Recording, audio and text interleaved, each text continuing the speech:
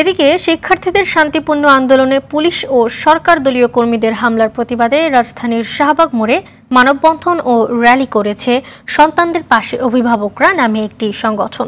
Rally শেষে নিরস্ত্র ছাত্রদের দিকে সশস্ত্র পুলিশের গুলির তীব্র প্রতিবাদ জানিয়েছেন তারা। এ সময় হত্যাকাণ্ডের বিচার চেয়ে তারা বলেন, আর কোনো শিক্ষার্থীকে গুলি করা হলে আরও কঠোর আন্দোলনে নামবেন তারা।